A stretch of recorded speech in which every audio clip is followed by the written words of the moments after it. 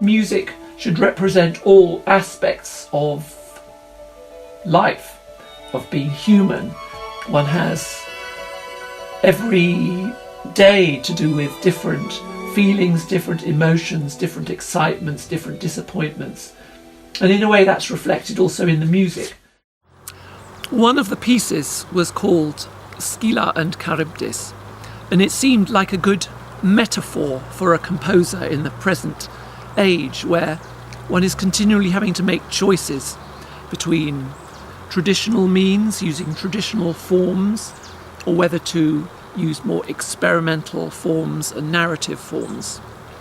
So where Scylla and Charybdis are these two Greek mythological creatures guarding, as legend would have it, the Straits of Messina, with one monster on one side and the other on the other, meaning that the sailors had to steer a middle path through in order not to be captured by the deadly monsters. So it seemed like a plausible title for a stage maybe in one's life where one is experimenting with different ways and different means of composing.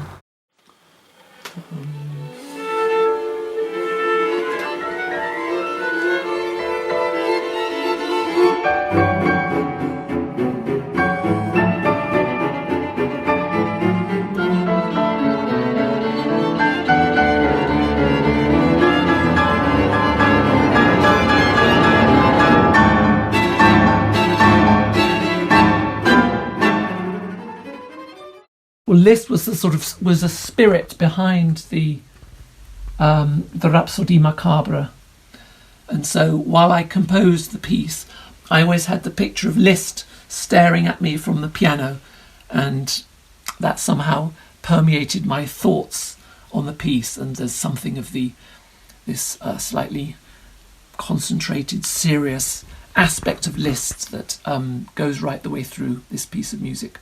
The theme transforms itself, so there are different movements. Basically, there are 5 movements in the Rhapsodie Macabre, and sometimes the theme comes in a sort of sehnsüchtig, a slightly melancholic way, but then later on in the piece it comes as more of a forthright.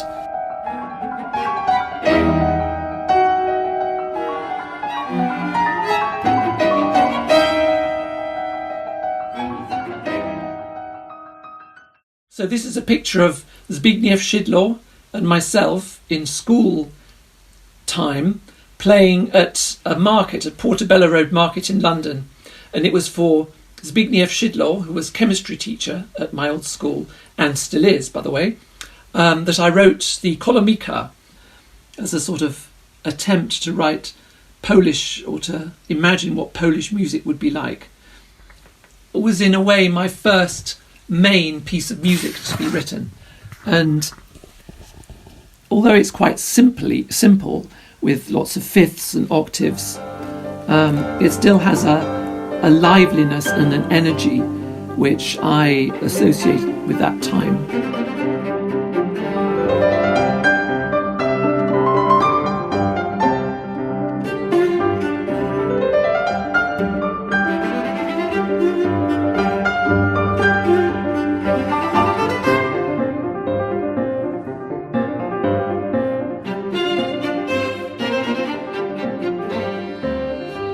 The days of having to decide what type of school you belong to, one belongs to as a composer, in a way are outdated. Now it's possible for a composer to combine the traditional and the progressive elements without being labelled as old-fashioned or outré.